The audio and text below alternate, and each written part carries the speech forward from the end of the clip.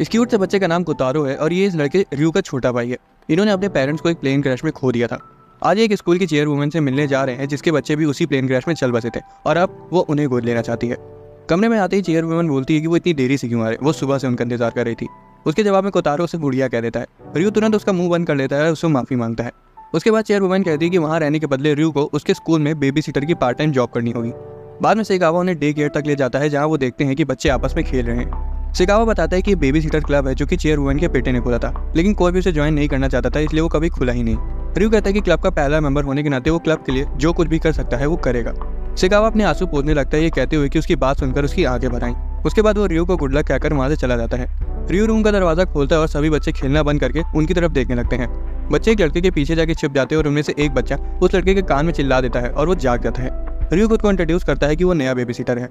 लड़का कहता है कि उसने उनके बारे में सुन रखा है। वो अपना नाम यूसेदा बताता है जो कि उसी स्कूल से पढ़ा है और वहाँ का इकलौता केयरटेकर है।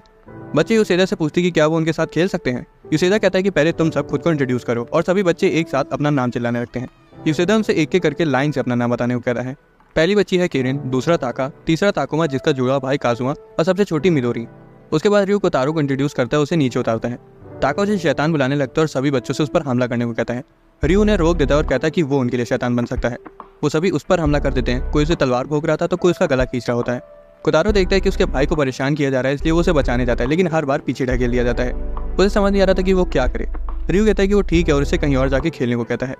कोतारो बुक शेल्फ के पास जाता है और एक किताब निकालता है और देखता है कि दूसरे बच्चों ने उसके भाई को घेर लिया है। यूसेदा उससे पूछता है कि क्या उसे अपना भाई वापस चाहिए। कोतारो मना कर देता है। फिर वो उससे पूछता है कि क्या मैं तुम्हारे लिए किताब पढ़ दूं, जिस पर कोतारो अपना सिर हिलाते हुए रयू की तरफ देखता है। यूसेदा को समझ आ जाता है कि उसे अकेलापन महसूस हो रहा है, इसलिए वो उसका सिर हिलाते हुए कहता है कि रयू तब तक उसे नहीं नोटिस कर पाएगा जब तक वो उसे खुद नहीं बुलाएगा।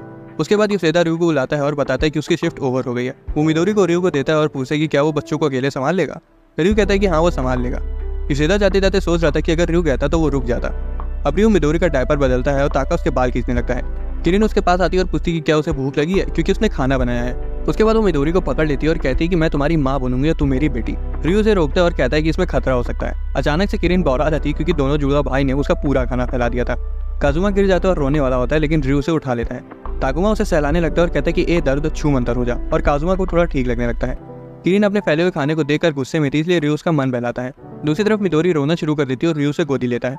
ताका फिर से उस पर चढ़ जाता है, उसका कान खींचने लगता है। रयू कोतारो की तरफ देखता है और पूछता है कि क्या वो ठीक है, और कोतारो अपना सिर हिलाता है। ताका फिर से उस पर चढ़ जाता है और रयू का ध्यान भटका देता है। तभी बच्चों की मम्मियां आ जाती है और बच्चे दौड़कर उनके पास चले जाते हैं। किरिन की मम्मी पूछती है कि वो कौन है और रयू खुद को इंट्रोड्यूस करता है। उसके बाद बच्चों की मम्मियां भी खुद को इंट्रोड्यूस करती हैं। मिदोरी की मम्मी का नाम युकारी, ताकुमा और काजुमा की मम्मी यूमी और किरिन की मम्मी याओई।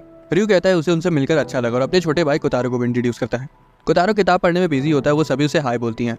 उसके बाद वो सब चली जाती हैं। जैसे ही रयू अंदर आता है तभी अचानक से ताका का बड़ा भाई वहाँ आ जाता है और कहता है ताका चलने का समय हो गया है। वो रयू की तरफ देखता है और पूछता है कि तुम कौन हो। रयू कहता है कि वो वहाँ का दूसरा बेबी सीटर है और मिडिल स्कूल के 3rd ईयर में है। ताका का बड़ा भाई बताता है कि वो हयाटो है और उसी का बैचमेट है, और पूछता है कि क्या वो ट्रांसफर स्टूडेंट है। रयू कहता है कि हाँ, और वो सोचता है कि वो थोड़ा डरावना तो दिखता है लेकिन दिल का साफ लगता है। ताका अपने भाई को बताता है कि वो घर नहीं जाएगा। हयाटो कहता है कि नहीं तुम चलोगे। ताका बोलता है कि नहीं, वो रयू के साथ थोड़ी देर और खेलना चाहता है। हयाटो उसके सिर पर टपली बजा देता है और ताका रोने लगता है। रयू कहता है कि उसे ताका को मारने की जरूरत नहीं है। ताका हयाटो के पैर में मुक्के मारने लगता है और कहता है कि वो मतलबी है। हयाटो सजेस्ट करता है कि रयू को अपने भाई की देखभाल करनी चाहिए क्योंकि वो अकेला दिख रहा है। उसके बाद हयाटो ताका को लेकर वहां से चला जाता है। रयू कोतारो के पास आता है और पूछते कि क्या तुम चाहते हो कि मैं तुम्हारे लिए वो किताब पढ़ूं, लेकिन कोतारो उसके पैर पर गिर जाता है और गहरी सांसें लेने लगता है। वो तुरंत बाहर भागता है और हयाटो के पास आता है और पूछता है कि वहाँ का सबसे नजदीकी हॉस्पिटल कहाँ है क्योंकि उसके भाई को बहुत तेज बुखार है। हयाटो तुरंत ताका को अपनी मम्मी के ऑफिस में छोड़ देता है और रयू के साथ हॉस्पिटल की ओर भागने लगता है। रास्ते में रयू खुद को कोसता है कि उसने अपने छोटे भाई को ऐसे ही बिल्कुल अकेला क्यों छोड़ दिया था। हॉस्पिटल में कोतारो बेड पर आराम कर रहा होता है और डॉक्टर रयू को बताता है कि बुखार शायद बदले हुए एनवायरनमेंट के स्ट्रेस की वजह से हुआ होगा और कुछ देर रेस्ट करने के बाद वो ठीक हो जाएगा। बाद में नर्स रयू को बताती है कि जब कोतारो उठ जाए तब वो उसे घर ले जा सकता है। रयू बाहर आता है और अपने पेरेंट्स को कोतारो के बारे में बताने की सोचता है, लेकिन तभी उसके आंसू फोन पर गिरने लगते हैं क्योंकि उसे याद आ गया था कि अब वो नहीं रहे। वही सोचकर रोने लगता है कि अब उसके मम्मी पापा कभी वापस नहीं आएंगे और अब सिर्फ उसके पास कोतारो ही है। तभी चेयरवुमन उसके सिर पर हाथ रखती है और कहती है कि आखिरकार तुम रो रहे हो। उसे अंतिम संस्कार का दिन याद आता है जब उसने देखा था कि सिर्फ रयू और कोतारो ही थे जो नहीं रोए। वो रयू को बताती कि जो चले गए वो वापस नहीं आएंगे, लेकिन इसका मतलब ये नहीं है कि वो इस दुनिया में अकेले हैं। ये सुनकर रयू की आंखों से और आंसू आने लगते हैं। बाद में रयू हॉस्पिटल के अंदर जाता है और नर्स रोते हुए कोतारो के साथ बाहर आती है। वो बताती कि जब से वो उठा है तब से रोए जा रहा है। कोतारो उसके पास जाने के लिए अपना हाथ आगे बढ़ाता है और रयू उसे गले लगा लेता है। रयू को लगता है कि कोतारो को भी समझ आ गया है कि अब वो अपने मम्मी पापा को कभी नहीं देख पाएंगे। उस रात चेयरवुमन उन्हें कंबल बनाने आती है। उसके जाने के बाद रू की आंखों में आंसू आ जाते हैं क्योंकि उसे समझ आ गया था कि चेयरवुमन सही थी कि कोई भी अकेला नहीं होता। अगली सुबह चेयरवुमन साइकावा से पूछती कि ये बेकार फूल कहाँ से आए। साइकावा बताता है कि रू और कोतारो उन फूल को उनके लिए तोड़ के लाए थे। उसके बाद वो उन्हें फेंकने जा रहा होता है, लेकिन चेयरवुमन उसे रोक देती है और शर्माती हुई कहती कि अब उसने अपना मन बदल लिया है। इस बीच क्लास में टीचर रू से खुद को इंट्रोड्यूस करने को कहती है। पहले वो थोड़ा खिलाता है, लेकिन हयातो को देखकर उसे कॉन्फिडेंस आता है और वो खुद को इंट्रोड्यूस करता है। डे केयर में ताका कोतारो से पूछते हैं कि क्या वो उसके साथ उसकी फेवरेट बुक पढ़ना चाहेगा। कोतारो अपना सिर हिलाता है और सभी बच्चे खुश हो जाते हैं। बाद में रू पावर रेंजर्स की बुक पढ़ता है और ताका कहता है कि वो रेड रेंजर है, लेकिन ताकुमा रेड रेंजर बनना चाहता था और उसका भाई भी वही बनना चाहता था। किरण कहती है कि वो तो पिंक रेंजर है और युसेदा मिडोरी को गोदी में लिए सो जाता है। अगली सुबह रू उठता है और देखता है कि कोतारो उसकी छाती पर लेटा हुआ है। वो उठ के बैठ जाता है और उसे गले लगा देता है, ये सोचते हुए कि अब वो अपने पेरेंट्स के साथ नहीं है। अचानक से रू चौंक जाता है क्योंकि चेयरवुमन जोर से दरवाजा खोलकर उसे बिस्तर से निकल के स्कूल के लिए तैयार होने को कहती है। शिकावा कहता है कि उसने पहले ही उनका नाश्ता और लंच तैयार कर दिया है। चेयरवुमन उन्हें लेक्चर दे रही थी कि तभी कोतारो उसके बाल पकड़ लेता है और उसे बुढ़िया कहने लगता है। वो उसे वार्निंग देती कि अगर उसने एक और बार उसे बुढ़िया बुलाया तो वो उसके बाल अपनी ही तरह कटवा देगी। उसके बाद रू को उसकी स्कूल यूनिफॉर्म दिखाती है क्योंकि अब वो उसके स्कूल में पढ़ने वाला था। रू सोचता है कि उसने उसके लिए तकलीफ उठाकर एक नई यूनिफॉर्म खरीदी, इसलिए वो बुढ़िया को शुक्रिया कहता है। डे केयर में कोतारो अपने जूते उतार रहा होता है और युसेदा तो हैरान था कि उस घुसट बुढ़िया ने रू को यूनिफॉर्म खरीद कर दी। उसके बाद वो कोतारो को बताता है कि वो क्लास जा रहा है और लंच टाइम तक वापस आ जाएगा। क्लास की ओर जाते वक्त उसे शर्म आ रही थी क्योंकि कॉरिडोर में खड़े सभी बच्चे उसे घूर रहे थे। उसी वक्त हयातो उसके सामने आ जाता है और बताता है कि वो उसे इसलिए घूर रहे हैं क्योंकि रू अपने साथ बच्चों को भी ले आया है। रू पीछे मुड़ता है और पूछता है कि वो वहाँ क्या कर रहे हैं। ताका समझाता है कि कोतारो उसका पीछा करना चाहता था, इसलिए वो भी उसके साथ आ गए। कोतारो रू के पास चला जाता है और सभी बच्चे रू से उसके साथ खेलने को कहते हैं। हयातो ने शांत करने के लिए मुक्का दिखाता है, जिस वजह से ताका रोते हुए वहाँ से भाग जाता है और एक डरावनी सी लड़की से जाकर टकरा जाता है। वो पूछती है कि बच्चे यहाँ क्या कर रहे हैं और कहती कि क्या उन्होंने स्कूल को प्लेग्राउंड समझ लिया है। बच्चे डर के मारे रोने लगते हैं और रू के पीछे छिप जाते हैं। वो माफी मांगता है और बच्चों को डे केयर में वापस ले जाता है। इस लड़की का नाम इनोमाटा है और ये स्कूल की टॉपर है, लेकिन उसके बर्ताव की वजह से सभी स्टूडेंट उसे बेकार कमेंट पास कर रहे थे कि वो कितनी मतलबी है। हालांकि वो उन्हें इग्नोर करके आगे चली जाती है। रू और हयातो उन्हें डे केयर में वापस ले आते हैं और देखते हैं कि युसेदा घोड़े बेचकर सो रहा है। हयातो से मुक्का मारकर जगाता है। रू देखते हैं कि कोतारो उदास लग रहा है, इसलिए उसे बहलाने के लिए उसका सिर सहलाता है। तभी इनोमाटा वहाँ आ जाती है और ताका को उसका लंच देती है, जो कि वो भूल आया था। वो लंच उसकी मम्मी ने भिजवाया था, जो कि उनके स्कूल में टीचर थी, लेकिन उसको वहाँ देखते ही बच्चे डर के मारे कांपने लगते हैं। जैसे ही इनोमाटा वहाँ से जाने वाली थी तभी युसेदा के पेट में बहुत तेज दर्द होने लगता है और वो हयातो से उसे नर्स के ऑफिस ले जाने को कहता है और रू और इनोमाटा से उसकी गैर मौजूदगी में बच्चों का ध्यान रखने को कहता है। वो लोग कुछ नहीं बोल पाए और बस उसे जाते हुए देखते रह गए। रू इनोमाटा से कहता है कि वो बच्चों को अकेले संभाल लेगा, इसलिए वो अपनी क्लास में वापस जा सकती है। वो कहती है कि वो युसेदा के दिए हुए काम को पूरा करेगी। हालांकि बच्चे उसे डर के मारे रू के पीछे जाके छिप जाते हैं। बाद में इनोमाटा मिडोरी को गोदी लेने का ऑफर करती है। वो शर्म के मारे पूरी लाल हो जाती है और तेजी से बोलती है कि वो सिर्फ मदद करना चाहती है।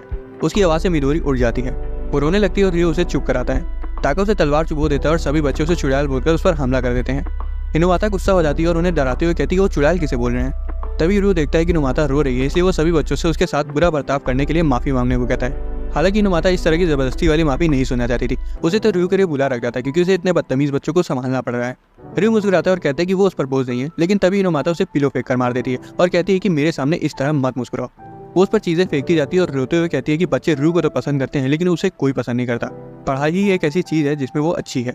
किरण उसके पैर पर अपना हाथ रख देती है और इनोमाटा अपने आंसू पोंछती है। किरण कहती है कि मत रो और सभी बच्चे आंसू भरी आंखों से उसकी तरफ देखते हैं।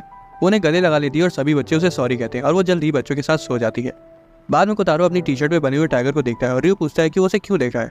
किरण बताती कि वो दुखी है क्योंकि ताका ने उसकी बेइज्जती करती थी, ये कहकर कि जो बिना असली शेर देखे शेर की टी शर्ट पहनते वो बोंदू होते हैं। ताका कहता है कि इसमें मैंने गलत क्या बोला है। हयातो उसके सिर पर मुक्का जड़ देता है और कोतारो को उसका मजाक उड़ाने के लिए डांटता है। ताका रोने लगता है और कहता है कि भाई आप हमेशा मेरे साथ ऐसा ही करते हैं और आप मुझसे नफरत करते हैं।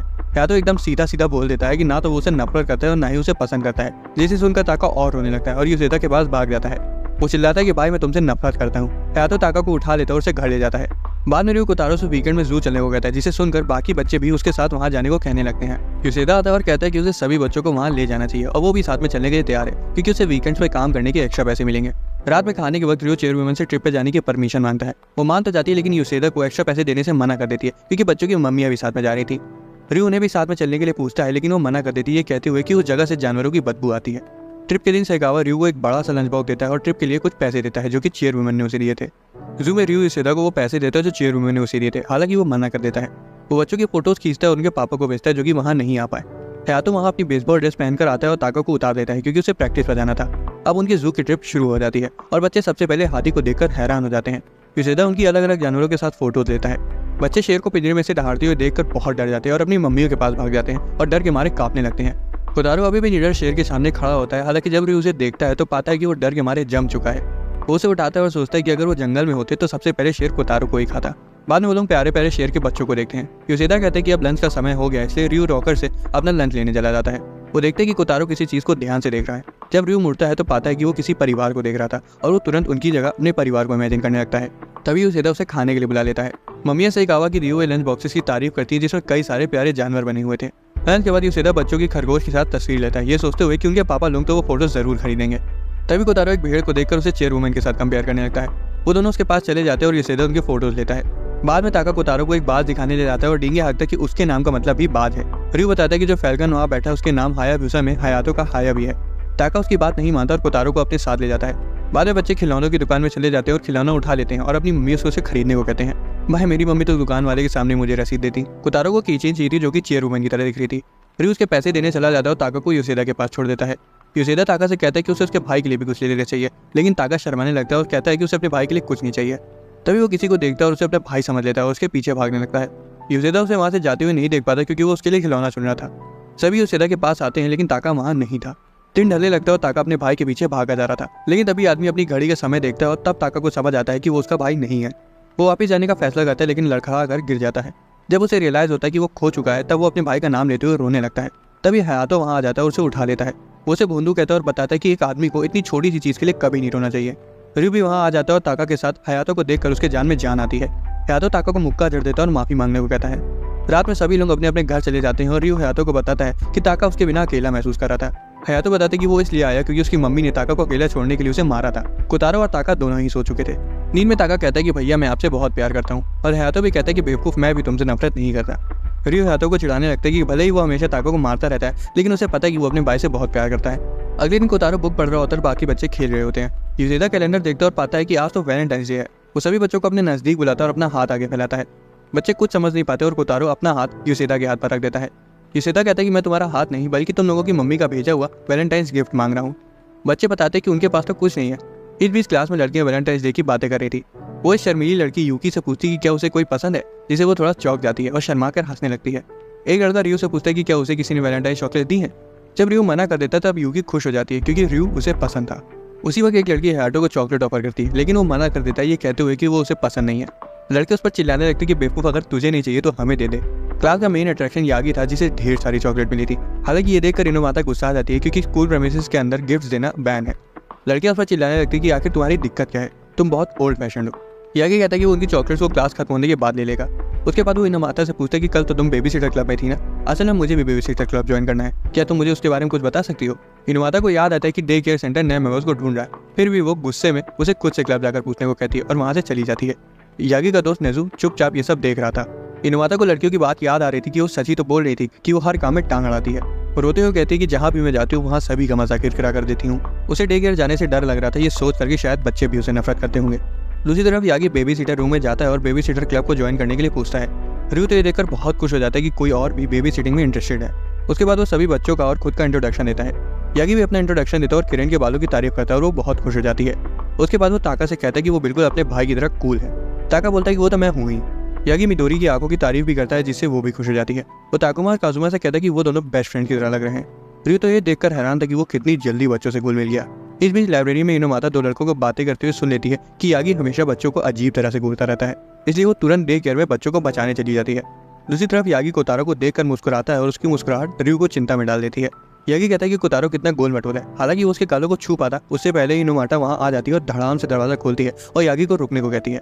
वो फर्श पर खून देखकर सदमे में आ जाती है लेकिन तभी उसे पता चलता है कि कोतारो के गाल को छूने की वजह से यागी के नाक से खून आ रहा है। हालांकि तभी यागी के दोस्त नेजू वहां आ जाता है और यागी पर बच्चों को गलत तरीके से देखने का इल्जाम लगा देता है। डर के मारे रयू बच्चों को यागी से दूर ले जाता है। हालांकि यागी बताता है कि ऐसा कुछ नहीं है, वो खून तो बस ज्यादा चॉकलेट खाने की वजह से आया है। लेकिन नेजू कहता है कि मैंने तो तुम्हें एक भी चॉकलेट खाते हुए नहीं देखा। वो उसे वहां से खींच कर ले जाते हैं और यागी क्लब ना ज्वाइन करने के लिए मान जाता है। लेकिन वो पूछते हैं कि क्या वो कभी कभार आकर बच्चों के साथ खेल सकता है। बच्चों को अभी अभी चॉकलेट के बारे में पता चला था, इसलिए अब उन्हें वो खानी थी। यागी उन्हें कुछ चॉकलेट्स ऑफर करने जाता है लेकिन नेजू उसे रोक देता है। बच्चे इनोमाता से चॉकलेट मांगने जाते हैं लेकिन वो कहती कि वो स्कूल के रूल्स के खिलाफ है और बच्चे रोने लगते हैं। हालांकि वो उनसे कहती कि वो कल उनके लिए चॉकलेट्स ले आएगी और वो खुशी के मारे उछलने लगते हैं। स्कूल खत्म होने के बाद रयू और इनोमाता साथ में घर जाते हैं। रास्ते में वो इनोमाता से रुकने के लिए बोलता है और एक स्टोर में चला जाता है। कुछ देर बाद रयू वापस आता है और कोतारो से एक चॉकलेट का बॉक्स देता है। रयू कहता है कि स्कूल के बाहर तो चॉकलेट दी ही जा सकती है, जिस पर इनोमाता कहती है कि बाकी लोग तो कहते हैं कि वो बहुत ओल्ड फैशन है। रयू कहता है कि उसे उसकी यही बात तो पसंद है और गुड बाय कहकर वहां से चला जाता है। रियो माता शर्म से पूरी लाल हो जाती है। यूकी छुपकर उनका पीछा कर रही थी और सोच रही थी कि क्या वो दोनों रिलेशनशिप में है। इस बीच यागी बच्चों के लिए चॉकलेट्स खरीद रहा था और नेज़ू को बताता है कि वो इमेजिन कर सकता है कि जब कोतारो चॉकलेट्स खाएगा तो कितना क्यूट लगेगा। ये सोच कर उसके नाक से खून आ जाता है। रात में सेकावा रियो और कोतारो को चॉकलेट्स ऑफर करता है जो उसने खुद बनाई थी। कोतारो एक चॉकलेट उठाने की कोशिश करता है, इसलिए सेकावा उसकी मदद कर देता है। चॉकलेट लेने के बाद कोतारो अपने भाई से मुंह खोलने को कहता है और रियो उसे खा लेता है और कोतारो को शुक्रिया कहता है और कोतारो खुश हो जाता है। इस बीच हिनोमाता बच्चों के लिए सबसे अच्छे चॉकलेट्स ढूंढने की कोशिश कर रही थी। अगली सुबह फिजिकल की क्लास में लड़के ठंड के मारे कांप रहे थे। रियो हायातो से पूछता है कि वो इतनी ठंड में सीधा कैसे खड़ा है, जिस पर हायातो कहता है कि उसे ठंड नहीं लगती और लड़के बोलते हैं कि तुम पत्थर हो क्या। तभी यूसेदा बच्चों को एक ट्रॉली में ले आता है और बच्चे यूसेदा को उसे खोलने को कहते हैं। उसे खोलते ही सभी बच्चे रियो के पास भाग जाते हैं और रियो खुश हो जाता है। रियो यूसेदा से उस ट्रॉली के बारे में पूछता है और वो बताता है कि जब उससे कहीं जाना होता है तो वो बच्चों को उसी में बैठा देता है ताकि वो जानवरों की तरह इधर उधर न भागे। बच्चे कहते हैं कि यूसेदा बेवकूफ, हम जानवर नहीं है। जिस पर यूसेदा उन्हें डराते हुए कहते हैं कि क्या हुआ अगर तुम लोगों को कोई अजीब आदमी किडनैप कर ले और एक अंधेरे कमरे में बंद कर दे, तब तुम्हारी आवाज कोई नहीं सुनेगा और वो आदमी तुम्हें कच्चा चबा जाएगा। रियो यूसेदा से उन्हें ना डराने के लिए कहता है क्योंकि वो सच में काफी डर गए थे, लेकिन वो बच्चों को अजनबियों से दूर रहने को जरूर कहता है। बाकी लड़के देखते हैं कि रियो के आसपास बच्चे होने की वजह से उसे ठंड नहीं लग रही है, इसलिए वो भी बच्चों की तरफ बहुत अजीब तरह से जाने लगते हैं। वो उन्हें पकड़ते हैं और तो और उनके लिए लड़ने तक लगते हैं। एक अजनबी आदमी दूर से बच्चों को देख रहा था। रियो दो स्टूडेंट्स को किरिन को लेने से रोक रहा था जो कि यूसेदा के पीछे छिपी हुई थी। ताका अपने भाई के पास जाता है और उससे मदद मांगता है। एक लड़का काजुमा को पकड़ लेता है और वो डर के मारे रोने लगता है। रियो ताकुमा को झाड़ियों में घुसते हुए देख लेता है और उसे वापस आने को कहता है। वो अजनबी उसके सामने उसे उठाने के लिए तैयार थे। वो उसे पकड़ लेता है और रियो कोतारो को एक लड़के को देखकर ताकुमा को बचाने के लिए भागने लगता है और अजनबी से उसे छोड़ने को कहता है। हयातो अपना जूता निकाल लेता है और अजनबी को दे मारता है जो कि सीधा उसके सिर पे जा लगता है। ताकुमा उसे गिरते हुए देखकर हंस रहा था। यूसेदा हयातो की निशाने की तारीफ करता है तो वहीं रियो पूछता है कि क्या ताकुमा उस आदमी को जानता है। ताकुमा मुस्कुराते हुए कहता है कि वो उसके और काजुमा के पापा हैं। डे केयर सेंटर में आदमी गड़बड़ी के लिए माफी मांगता है। रियो पूछता है कि वो इतने अजीब तरह से झाड़ियों में क्यों छुपे हुए थे। यूसेदा बताता है कि वो एक एक्टर है और उसने अभी रिसेंटली एक टूथब्रश कंपनी के लिए काम किया है और वो बहुत फेमस है। कोसुके बताता है कि वो नहीं चाहता कि कोई उसे पहचाने और सीन क्रिएट हो जाए, लेकिन रियो और हयातो उसे नहीं पहचानते थे। ये जानकर कोसुके कोने में बैठकर रोने लगता है क्योंकि जितना वो सोच रहा था वो उतना फेमस नहीं था। वो बताते हैं कि पिछले 6 महीने से उसे अब जाकर छुट्टी मिली है, इसलिए वो उस समय को अपने बच्चों के साथ बिताना चाहता था क्योंकि उसे लग रहा था कि वो कहीं उसे भूल ना जाए। रियो सजेस्ट करता है कि उसे उनके साथ डे केयर में समय बिताना चाहिए। कोसुके खुशी खुशी मान जाता है। रियो ताकुमा और काजुमा को बुलाता है और काजुमा को उठाकर उसके पापा को दे देता है, लेकिन काजुमा रोने लगता है। कोसुके दरवाजा खोलता है और कहता है कि मैं जा रहा हूँ। रियो से रोकता है और कहता है कि काजुमा को अनजान लोगों के नजदीक जाना पसंद नहीं है, ये दिलासा दे रहा है उसके जले पर नमक छिड़क रहा है। रियो कहता है कि अगर वो आज चला गया तो उसके और उसके लड़कों के बीच दूरियां और बढ़ जाएंगी। कोसुके की आंखों से पानी आने लगता है। रियो कहता है कि बच्चों के साथ बॉन्ड बनाने में वो उसकी मदद करेगा। तभी ताकुमा बोल देता है कि तुम तो रोतड़ू हो।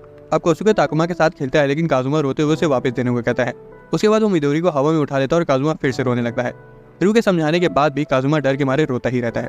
कोसुके दूसरे बच्चों के साथ छुप छुप गाड़ी खेल रहा था, लेकिन फिर भी काजुमा डरा हुआ था। यूसेदा कुछ बताता है कि उसे नहीं पता था कि काजुमा अपने पापा से इतनी नफरत करता है, तो वहीं हारा हुआ कोसुके एक किनारे बैठा होता है। उसके बाद वो अपने बेटों के पास जाता है और उनका मजा किरकिरा करने के लिए उसे माफी मांगता है। वो कहता है कि खूब मजे करना, मैं घर में तुम लोगों का इंतजार करूंगा। वो उन्हें गुड बाय कहता है और वहां से चला जाता है। कोसुके रास्ते में एक लड़की से टकरा जाता है और वो लड़की उसे तुरंत पहचान लेती है और चिल्ला पड़ती है। उसकी आवाज सुनकर और लड़कियां भी वहां आ जाती हैं और उसके साथ फोटो और ऑटोग्राफ्स मांगने लगती हैं।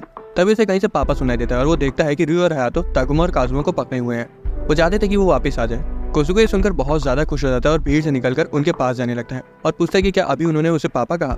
तभी एक टीचर वहां आ जाती है और सीटी बजाते हुए सभी को चेयरवुमेन की फोटो दिखाते हुए वार्निंग देती है कि अगर वो क्लास में वापस नहीं गए तो उन्हें ये साल दोबारा से रिपीट करना पड़ेगा। सभी लड़कियां वहां से भाग जाती है।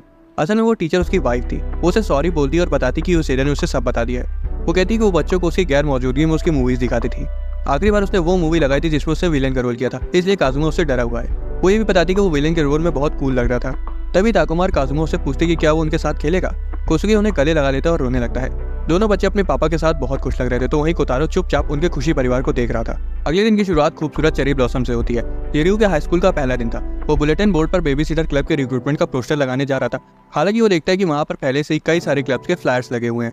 उसके बाद वो डे केयर रूम में जाता है जहाँ बच्चे उस पर टूट पड़ते हैं और उसे नीचे गिरा देते हैं। पोस्टर उड़ के कोतारो के सिर पर लैंड हो जाता है। कोतारो चुपचाप खड़ा रहता है, वो तो उसे हटाने की कोशिश भी नहीं करता। यूसेदा भी उसके सिर पर से ही फ्लायर को पढ़ लेता है, इसलिए रियो कहते हैं कि पढ़ने से पहले कम से कम उसे हटा तो दो। यूसेदा सजेस्ट करता है कि उन्हें एक बार दूसरे क्लब भी घूम के आने चाहिए। दोनों भाई मान जाते हैं। ताका को भी अपने भाई का क्लब देखना था और किरिन भी एक्साइटेड थी। हॉल में बच्चे एक दूसरे का हाथ पकड़ लेते हैं और गाना गाते हैं और नाचते हैं। कोतारो हर बार रिदम पकड़ने में नाकामयाब हो रहा था। रियो को शर्म आ रही थी क्योंकि सभी की नजर उसी पर थी। किरिन बेसब्री से ड्रामा क्लब का दरवाजा खोलती है, लेकिन वो अपनी मम्मी को भूत बनी हुई देखकर डर जाती है और ताकुमा को छोड़कर बाकी सब बच्चे भी डर जाते हैं।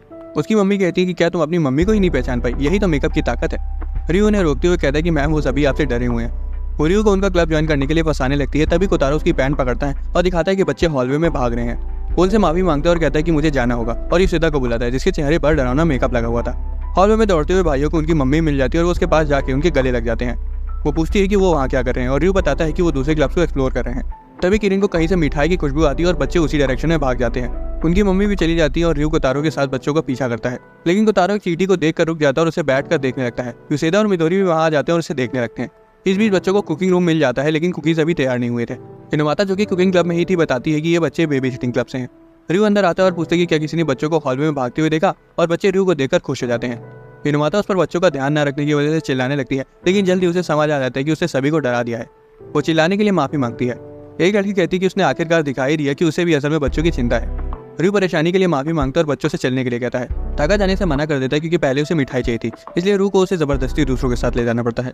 ताका को शांत कराने के लिए उसे कहता है कि चलो बेसबॉल क्लब में चलते हैं जहाँ तुम्हारा भाई प्रैक्टिस कर रहा होगा। वो स्पोर्ट्स क्लब जाने के लिए बाहर आते हैं और एक स्टूडेंट कमेंट करता है कि रयू हाई स्कूल में ही बेबी सिटिंग में फंस गया। ताका बेसब्री से अपने भाई की तरफ देखता है और जब उसका भाई भी पलट कर उसे देखता है तो वो खुश हो जाता है।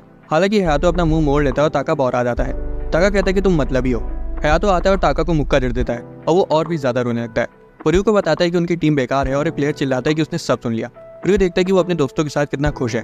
तभी कोतारो और चींटियों को देखता है, लेकिन जब वो अपने भाई को बुलाता है तब वो नोटिस करता है कि उसका भाई उदास है।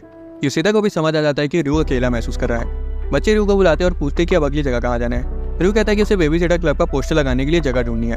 वो अपने छोटे भाई से साथ आने को कहता है, लेकिन हैरानी से कोतारो मना कर देता है। रयू को बहुत बुरा लगता है कि उसने उसे मना कर दिया। उसके जाते ही कोतारो भी ग्रुप छोड़कर कहीं जाने लगता है। वो बुलेटिन बोर्ड के किनारे पोस्टर लगा देता है। उसके बाद वो दुखी हो जाता है कि उसके भाई तक ने उसके साथ आने के लिए मना कर दिया। तभी हयातो कोतारो के साथ वहाँ आता है और कहता है कि मुझे भी बेबी सिटर क्लब ज्वाइन करना है और ये रही मेरी एप्लीकेशन। असल में कोतारो ने उसे क्लब ज्वाइन करने के लिए मनाया था। हयातो कहता है कि कोतारो ने नोटिस कर लिया था कि तुम डिप्रेस्ड हो और तुम्हें दोस्त चाहिए। रयू हैरान था कि उसका भाई इतने अच्छे से उसे समझता है। बाकी बच्चे भी उसे ढूंढते हुए आते हैं और उसे कुकीज ऑफर करते हैं ताकि उसका मूड ठीक हो जाए। क्लब घूमने का दिन खत्म हो जाता है और युसेदा सभी के लिए मैचिंग एप्रन्स बनाता है। हिनोमाता भी कभी कभार बच्चों के लिए कुकीज ले आती है। हयातो कहता है कि अगर बच्चे उसे खाएंगे तो उनके दांत टूट जाएंगे, जिस पर हिनोमाता कहती है कि तुम्हें खाने की कोई जरूरत नहीं है। अगली सुबह रयू उठता है और उसे छाती पर भारी भारी सा लगता है। असल में कोतारो उसके ऊपर सो रहा था। कोतारो उठ जाता है तभी चेयर वुमेन कमरे में घुस आती है और इतनी देर तक सोते रहने के लिए रयू को हड़काने लगती है। जैसे वो बिस्तर से उतरता है नीचे गिर जाता है। उठने की कोशिश करता है लेकिन बार बार गिरता रहता है। उसके बाद चेयर वुमेन कोतारो को उससे ले लेती है और कहती है कि अगर उसे भी जुकाम हो गया तो अलग मुसीबत हो जाएगी। कोतारो दरवाजे पर ही खड़ा होता है और चेयर वुमेन उसे रयू के लिए दवा बनाने में उसकी मदद करने को कहती है।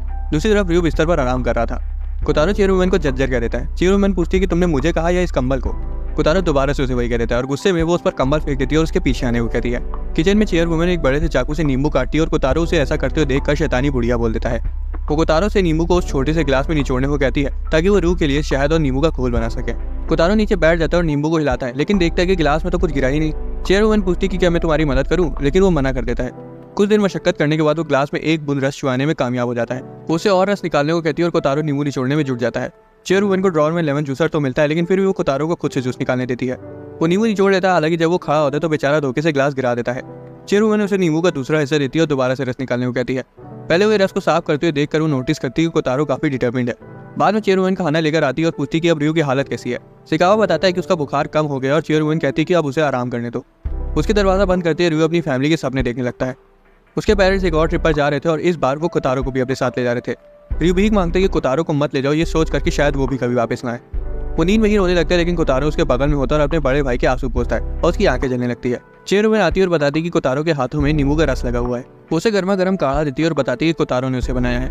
उसको पीते वो भगवान को शुक्रिया कहता है कि उन्होंने उसके छोटे भाई को अपने पास नहीं बुलाया। रयू उसका सिर हिलाता है और कोतारो मुस्कुराता है। चेयर वुमेन कोतारो को उठा लेती है और बताती है कि अब उसे जाना होगा। बेचारे को लगा था कि दवाई खाने के तुरंत बाद उसका भाई ठीक हो जाएगा, लेकिन चेयर वुमेन बताती है कि रयू को अभी भी आराम की जरूरत है। रयू को चिंता थी कि कहीं कोतारो को भी सर्दी न लग जाए। बाद में वो चेयर के नीचे बैठा शोक मना रहा होता है। शिकावा उसे आइसक्रीम की लालच देकर बाहर बुलाने की कोशिश करता है, लेकिन वो बाहर नहीं आता। अगली सुबह मिदोरी की मम्मी मिदोरी को रयू को दे जाती है।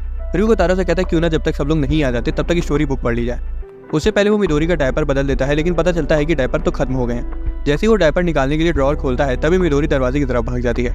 उसी वक्त एक लड़का अंदर आ जाता है और वहाँ भरी बदबू उसके नाक में चढ़ जाती है। मिदोरी उसकी पैंट खींच लेती है और वो नीचे गिर जाता है।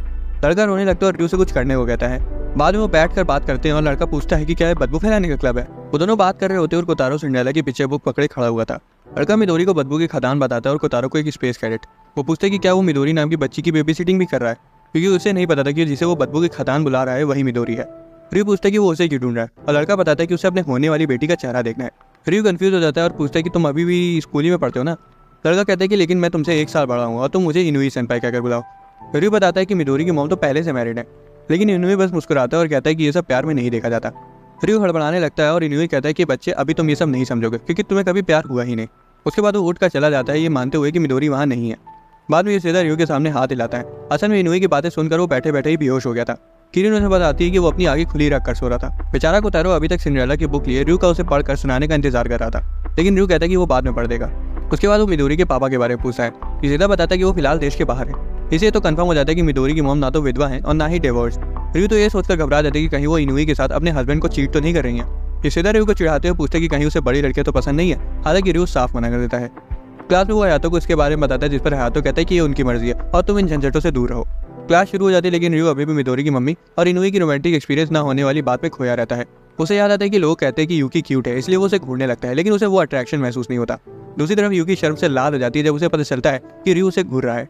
हॉल में भी वो सोच ही रहा होता है कि तभी उसके सामने इनोमाता आ जाती है। वो उसे पूछता है कि चीटर्स के साथ क्या किया जाना चाहिए। वो कहती है कि चीटर्स को तो फांसी पर चढ़ा देना चाहिए। उसके बाद वो उससे पूछता है कि क्या कभी उसका कोई क्रश था, जिसे इनोमाता दुखी हो जाती है क्योंकि वो चाह कर भी कभी लव एक्सपीरियंस कर ही नहीं पाई। रियू डे केयर सेंटर में वापस आ जाता है और देखता है कि बच्चे इनुई के पूरे शरीर पर नाक की गंदगी लगा रहे हैं। तो वहीं कोतारो अभी भी सिंड्रेला की किताब पकड़े हुआ था। रियू बच्चों को बुलाता है और उन्हें नाक साफ करने के लिए टिश्यू देता है। वो मिडोरी को पकड़ता है और बोलता है कि कमजोर लोगों के साथ बदतमीजी नहीं करनी चाहिए। इनुई उसके पास आता है और कहता है कि मुझे पता चल गया है कि बदबू की खदानी मिडोरी है, तुमने मुझे पहले क्यों नहीं बताया। और तभी मिडोरी उसकी उंगली काट देती है। बच्चे भी उसे कमजोर बुलाने लगते हैं। रियू कहता है कि ऐसे किसी शादीशुदा लड़की जिसका पति जिंदा हो और यहाँ तक कि एक बच्ची भी हो, उसके पीछे पागल होना गलत है। इनुई कहता है कि ऐसा नहीं है, उन्होंने ही बताया था कि उनका हस्बैंड बहुत दूर है और इसका मतलब तो यही बनता है कि वो मर चुका है, इसलिए मैं उन्हें सपोर्ट करना चाहता हूँ।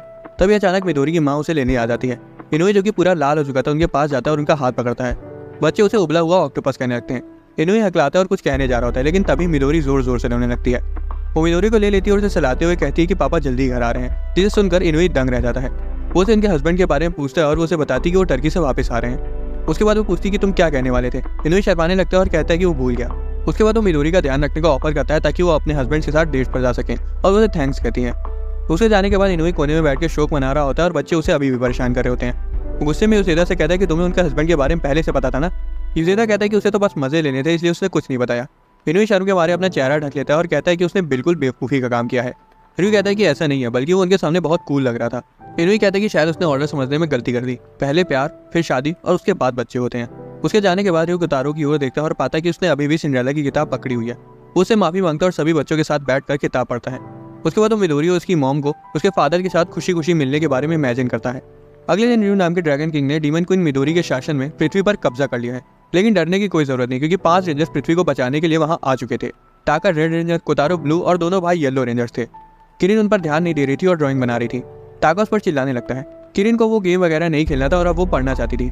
रियू तो खौफ में आ जाते क्योंकि किरिन ने बिल्कुल इनोमाता की तरह बिहेव करना शुरू कर दिया था, लेकिन दिक्कत की कोई बात नहीं थी क्योंकि उसे पढ़ लिखकर एक चुड़ैल बनना था। टाका भी किरिन के बहकावे में आ जाता अगर हयातो ने उसे ना बताया होता कि लड़के चुड़ैल नहीं बन सकते। लेकिन जब बाकी बच्चे उसके बहकावे में आने लगे तब टाका और किरिन के बीच लड़ाई शुरू हो गई कि रेंजर्स असली होते हैं या विचेस। रियू हयातो को यह बताने से रोक देता है कि वो दोनों ही रियल नहीं होते ताकि उनका सपना न टूट जाए, लेकिन अब काफी देर हो चुकी थी और उन दोनों की बहस काफी ज्यादा बढ़ चुकी थी। कोतारो जो उन दोनों का झगड़ा शांत कराने आता है उसे किनारे फेंक दिया जाता है और दोनों लड़ने लगते हैं। टाका अगले दिन पुख्ता सबूत के साथ आता है। वो रेड रेंजर के साथ एक फोटो लेकर आया था। वो कहता है कि रेंजर्स असली होते हैं। उसके बाद वो किरिन से कहता है कि तुम्हारी विचेस के असली होने का कोई एविडेंस नहीं है। किरिन चुड़ैल की किताब पीछे पकड़ी हुई थी और चिल्लाती है कि मेरे पास भी सबूत है जो कि मैं तुम्हें उड़ के दिखाऊंगी। बाहर पूरी डिटर्मिनेशन के साथ वो झाड़ू पर बैठ के उड़ने की कोशिश करती है। यूशिदा कहता है कि ये तरीका शायद काम नहीं करेगा। टाका कहता है कि मैंने बोला ही था चुड़ैल असली नहीं होती है, चलो अब चल के खेला जाए। किरिन कहती है कि मैं तब तक नहीं जाऊंगी जब तक मैं उड़ नहीं पाती। रियू जिसे उसकी चिंता हो रही थी, यूशिदा कहता है कि तुम्हें क्लास में वापस जाना चाहिए, किरिन जल्दी हारी मान जाएगी। रियू हयातो को उसके बारे में बताता है, जिस पर वो कहता है कि इसमें इतना सोचने वाली क्या बात है, उसको सच बता दो कि विचेस असली नहीं होती हैं। रियू कहता है कि ऐसे बच्चों का सपना तोड़ना सही नहीं होता। वो बात कर ही रहे होते कि तभी पीछे से इनोमाता आकर उन्हें वॉशरूम का रास्ता रोकने की वजह से डांटने लगती है और कहती है। रियू माफी मांगता है और पीछे हट जाता है। वो कहती है कि मैंने तुम लोगों को बच्चों के सपनों को तोड़ने के बारे में बात करते सुना, क्या कुछ हुआ है? हयातो पूछता है कि क्या तुम्हें हमारी बातचीत में शामिल होना है। वो शर्मा जाती है और वहाँ से चली जाती है। रियू उसे रोकता है और कहता है कि हमें तुम्हारी सलाह चाहिए और उसको बाद में वो किरिन की प्रॉब्लम के बारे में बताता है। वो कहती है कि मैं मदद कर सकती हूँ, मुझे लंच टाइम में मिलना। बाद में कुछ किताबें लेकर आती है जिसमें विचेस के असली दुनिया में होने के सबूत होते हैं। रियू कहता है कि ये बहुत डरावनी और हम इतने खौफनाक इतिहास को बच्चों को नहीं दिखा सकते। जब उसे रियलाइज होता है तब वो माफी मांगती है और चली जाती है। यूकी सोचती कि इनोमाता और रियू के बीच आखिर रिलेशन क्या है। दूसरी तरफ रियू सोच रहा था कि इनोमाता थोड़ी अजीब सी है लेकिन अच्छी है। उसे चेयर वुमन की याद आती है जो कि खुद में एक चुड़ैल जैसी दिखती है। वो उसे विज बनने का नाटक करने के लिए बोलने के बारे में सोच रहा था, लेकिन वो उसे पढ़ने के लिए डांटने लगेगी। इस बीच युसेदा किरण से अंदर आने के लिए बोल रहा था, लेकिन वो कहती है कि मेरे रास्ते में मत आओ, मैं बस उड़ने ही वाली हूँ। युसेदा सोचता है कि वो ऊंचाई पर तो है नहीं, इसलिए उसे बाहर रहने देना ठीक होगा। कोतारो उसकी पैंट खींचता है और वो विज वाली किताब उसे पढ़ने के लिए देता है। सभी बच्चे उसे सुनने के लिए उसके पास आ जाते हैं। किरण ऊपर देखती है और सोचती है कि वो वहां से कूदकर उड़ सकती है। रयू बच्चों को दिखाने के लिए जादुई किताब लेकर डे केयर सेंटर की तरफ जा रहा था। वो देखता है कि किरण छज्जे से कूदने वाली है और तुरंत किताब छोड़ देता है। रयू ऐन वक्त पे उसे नीचे गिरने से बचा लेता है और किरण फूट फूट कर रोने लगती है कि उसका सपना टूट गया। रयू उसे शांत कराता है और सोचता है कि उसे उसको बता देना चाहिए था कि विचेस असली नहीं होती है और सिर्फ कहानियों में होती है, जैसे कि हयातो ने से कहा था। तभी चेयरवुमन वहां आ जाती है और पूछती कि वो रो क्यों रही है। किरण बिलखती हुई कहती कि वो उड़ नहीं सकती। चेयरवुमन कहती कि हाँ तुम नहीं उड़ सकती, इसके लिए तुम्हें 100 साल उड़ने की प्रैक्टिस करनी होती है। वो पूछती कि क्या उसके बाद वो झाड़ू पर उड़ सकती है, जिस पर वो कहती कि ये तुम्हारी सोच पर निर्भर करता है। बच्चे उसकी बातें सुनकर हैरान हो जाते हैं और वहां से चली जाती है। अन्ना ताका कहता है कि वो चुड़ैल का खेल भी खेल सकते हैं।